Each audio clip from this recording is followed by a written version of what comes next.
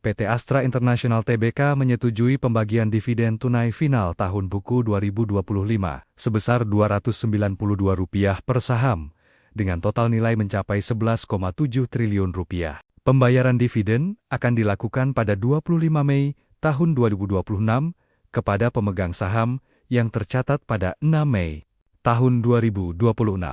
Secara keseluruhan, total dividen yang dibagikan Astra mencapai Rp15,67 triliun atau setara Rp390 per saham, termasuk dividen interim yang telah dibayarkan sebelumnya. Sementara itu, sebagian laba bersih lainnya dialokasikan sebagai laba ditahan dengan nilai lebih dari Rp17 triliun guna mendukung pengembangan bisnis ke depan. Ya, pemirsa, emiten solusi dokumen sekuritas PT Jaswindo 3 Perkasa Tbk atau JTPE berencana melakukan pembelian kembali saham atau buyback dengan nilai fantastis mencapai Rp200 miliar. Aksi korporasi ini bertujuan untuk menjaga stabilitas harga di pasar sekaligus menunjukkan optimisme perseroan terhadap prospek bisnis di masa depan.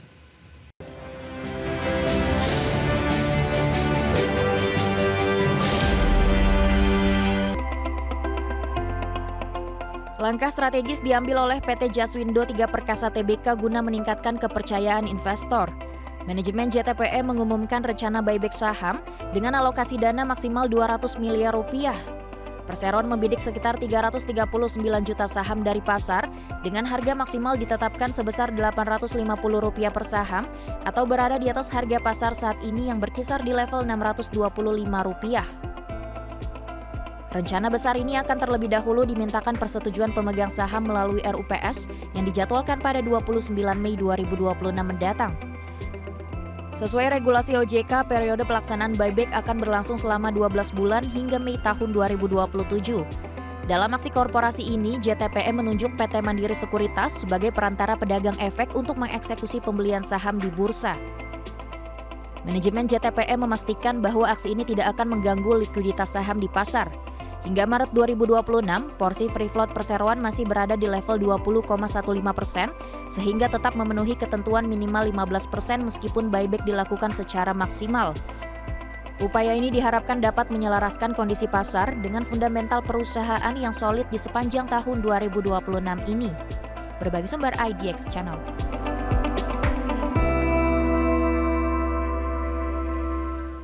Ya, pemirsa, produsen keju PT Mulia Bogaraya Tbk atau Procis memastikan belum akan menaikkan harga jual produk. Dan kebijakan ini diambil meski dihadapkan pada tekanan biaya produksi dan juga kondisi ekonomi global. Manajemen Procis menegaskan keputusan untuk tidak menaikkan harga produk dilakukan demi menjaga daya beli masyarakat, terutama di tengah kondisi ekonomi yang masih dinamis. Langkah ini dinilai penting agar produk tetap terjangkau dan volume penjualan dapat terjaga di pasar massal. Untuk menutup potensi kenaikan biaya, perusahaan mengandalkan strategi efisiensi operasional termasuk optimalisasi produksi dan distribusi. Pendekatan ini memungkinkan perusahaan menjaga margin tanpa harus membebankan kenaikan harga kepada konsumen. Di tengah strategi tersebut, Procis masih mampu mencatatkan kinerja positif dengan penjualan mencapai sekitar Rp1,5 triliun pada 2025, tertumbuh lebih dari 19%. Laba bersih juga meningkat lebih dari 22% menunjukkan fundamental bisnis yang solid. Keputusan menahan harga juga menjadi bagian dari strategi untuk mempertahankan pangsa pasar di tengah persaingan industri makanan yang semakin ketat. Dengan harga yang stabil, perusahaan berharap dapat meningkatkan loyalitas konsumen dan menjaga posisi sebagai salah satu pemain utama di pasar keju nasional. Berbagai sumber IDX Channel.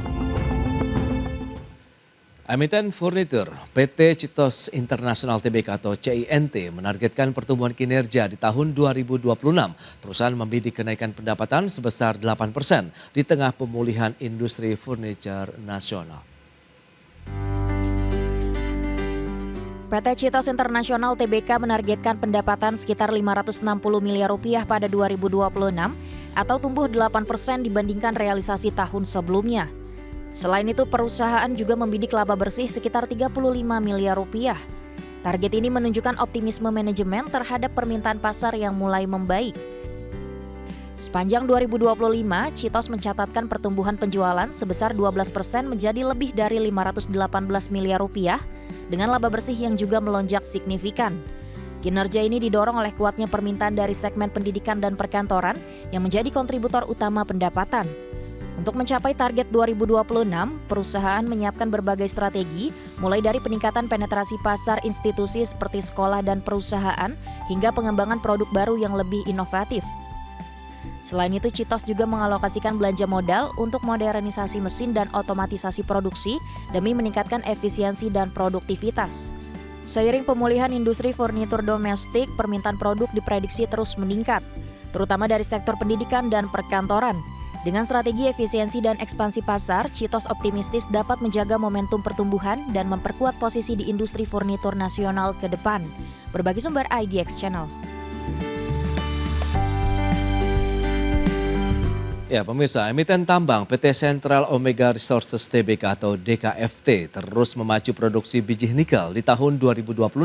Langkah ini dilakukan untuk menangkap peluang dari pergerakan harga nikel global dan juga perubahan kebijakan dalam negeri. DKFT memproyeksikan penjualan biji nikel sekitar 1,93 juta wet metric ton pada 2026, meski angka ini lebih rendah dibandingkan realisasi 2025 yang mencapai 3,02 juta wet metric ton. Penurunan ini menunjukkan adanya penyesuaian strategi produksi di tengah kondisi pasar dan kebijakan yang berubah. Kinerja DKFT diperkirakan akan didukung oleh potensi kenaikan harga nikel global, serta penerapan formula harga patokan mineral baru yang dapat meningkatkan nilai jual biji nikel jenis limonit. Faktor ini menjadi katalis penting bagi pendapatan perusahaan di tahun ini. Seiring strategi tersebut, DKFT menargetkan pendapatan mencapai sekitar 1,6 triliun rupiah, dengan laba bersih diproyeksikan menembus 629 miliar rupiah pada 2026. Target ini menunjukkan optimisme perusahaan meski dihadapkan pada fluktuasi harga komoditas global. Di tengah tantangan seperti oversupply dan volatilitas harga global, industri nikel masih memiliki prospek positif, didorong permintaan dari sektor baja dan baterai kendaraan listrik. Dengan strategi penyesuaian produksi dan efisiensi, DKFT berupaya memanfaatkan momentum ini untuk menjaga pertumbuhan berkelanjutan. Berbagai sumber IDX Channel.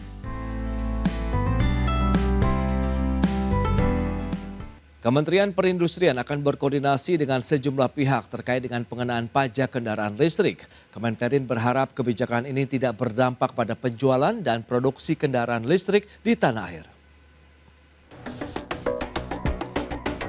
Kementerian Perindustrian akan berkoordinasi dengan sejumlah pihak terkait kebijakan Permendagri nomor 11 tahun 2026 yang menghapuskan pembebasan biaya Rp0 untuk kendaraan listrik. Baik pajak kendaraan bermotor atau PKB maupun bea balik nama kendaraan bermotor atau BBNKB. Direktur Jenderal Industri Logam, Mesin, Alat Transportasi dan Elektronika atau ILMATE Kementerian Perindustrian Setia Diarta berharap kebijakan ini tidak berdampak signifikan pada penjualan dan produksi kendaraan listrik di tengah upaya pemerintah mendorong penggunaan energi bersih. Mudah-mudahan kenaikan ini tidak berimplikasi besar pada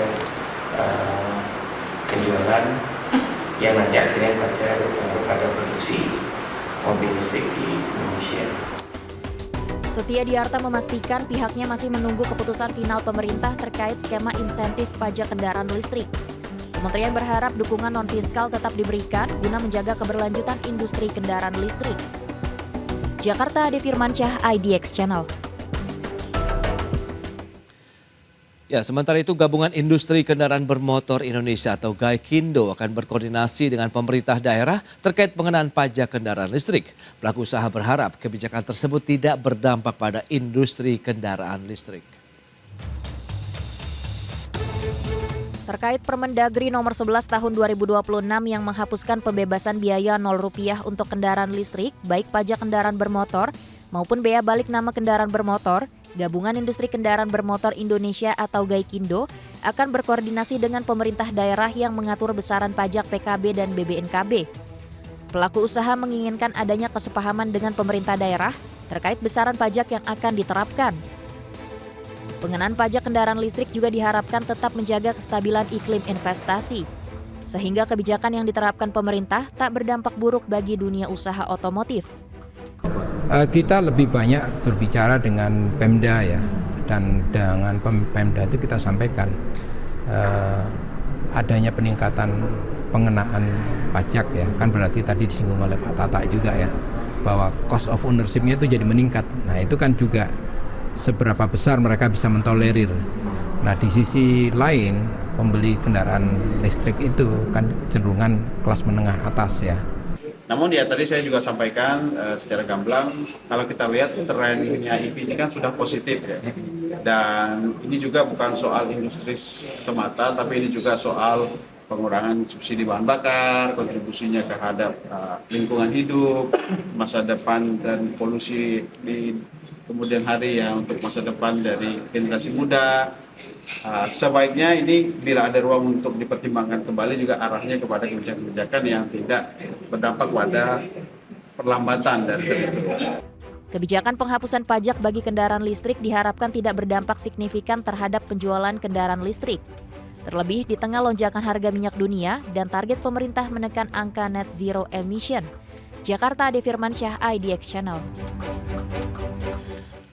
Ya, pemerintah akan mendorong percepatan pengembangan jaringan perkeretaapian di luar Pulau Jawa hingga 14.000 km, menekan biaya logistik serta mengurangi ketimpangan antar wilayah. Dan untuk membangun tambahan jaringan jalur kereta api di luar Jawa dibutuhkan investasi 1.200 triliun rupiah hingga tahun 2045 mendatang. Pemerintah akan mendorong percepatan pengembangan jaringan perkeretaapian di luar Pulau Jawa hingga 14.000 km. Langkah strategis ini bertujuan untuk menekan biaya logistik serta mengurangi ketimpangan antar wilayah dan memperkuat konektivitas nasional. Menurut Menteri Koordinator Bidang Infrastruktur dan Pembangunan Kewilayahan Agus Harimurti Yudhoyono, ketimpangan besar dalam pengembangan kereta api ini membuat angkutan penumpang kereta api baru mencapai 4% dan angkutan logistik hanya 1%. AHY menyebut untuk membangun tambahan jaringan hingga serta reaktivasi jalur kereta api di luar Jawa ini dibutuhkan investasi fantastis mencapai 1.000 triliun hingga 1.200 triliun rupiah hingga 2045. Kita ketahui bahwa kereta merupakan moda transportasi yang juga sangat diharapkan bisa bukan hanya membantu mobilitas manusia, tapi juga untuk barang atau logistik. Kereta antar kota, kereta antar provinsi, tapi juga sekali lagi kereta yang bisa meningkatkan produktivitas berbagai daerah karena kita bisa menurunkan biaya transportasi logistik. AHY mendorong peran pemerintah daerah dalam mengalokasikan anggaran transportasi publik secara proporsional. AHY mendorong peran pemerintah daerah dalam mengalokasikan anggaran transportasi publik secara proporsional serta melibatkan peran swasta. Pembangunan infrastruktur ini juga tidak boleh dilakukan secara parsial, melainkan harus terintegrasi dengan perencanaan tata ruang dan pusat ekonomi wilayah. Jakarta, Tim Liputan IDX Channel. Ya, pemirsa, Menteri Keuangan Purbaya Yudi Sadewa memastikan pemerintah Indonesia dan Tiongkok telah merampungkan proses negosiasi restrukturisasi utang proyek kereta cepat Jakarta-Bandung atau WUS. Kesepakatan tersebut tinggal menunggu pengumuman resmi dari pemerintah. Ya, Menteri Purbaya mengatakan pihaknya telah bertemu dengan Menteri Keuangan Tiongkok untuk memastikan hasil negosiasi tersebut. Pemerintah Indonesia menyatakan komitmen untuk tetap memenuhi kewajiban pembayaran utang, sehingga pihak Cina tidak perlu meragukan tanggung jawab Indonesia dalam proyek kereta cepat Jakarta-Bandung. Purbaya menambahkan beban kerugian dari proyek WUS turut dirasakan oleh perusahaan-perusahaan dari kedua negara yang terlibat, sehingga masing-masing pihak tetap menanggung dampak finansial secara bersama. Kemarin saya ketemu Menteri Keuangan Cina di situ, itu kan ini berhubungan dengan hubungan jangka panjang antara Indonesia dengan Cina kan.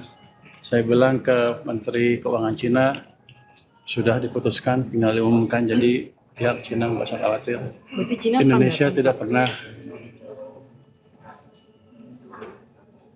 menyimpang atau tidak pernah melanggar janji. Kan kredibilitas kita ini. Ketua DPR RI Puan Maharani mengingatkan pemerintah untuk meningkatkan kewaspadaan terhadap dampak lanjutan ketegangan geopolitik global yang berpotensi menekan kondisi ekonomi nasional. Puan menekankan langkah antisipatif sangat diperlukan agar tekanan ekonomi tidak semakin dirasakan oleh masyarakat luas dan berdampak pada daya beli masyarakat. Pemerintah diminta memastikan kesiapan kebijakan, termasuk dalam mengelola harga energi agar tetap berkeadilan. Pemerintah juga diminta menyiapkan berbagai skenario mitigasi dalam menghadapi dinamika global yang masih belum pasti. Puan menilai meski Indonesia tidak selalu terdampak langsung, kesiapsiagaan tetap menjadi kunci dalam menjaga stabilitas ekonomi nasional. Memang DPR meminta kepada pemerintah untuk memitigasi segala hal yang kemungkinan yang akan terjadi, karena kita juga belum mengetahui dengan situasi geopolitik yang terjadi apakah perang ini akan berlanjut atau terus atau stop. Namun sebagai negara yang walaupun tidak secara langsung terimbas, kita harus siap mengantisipasi dan memitigasi.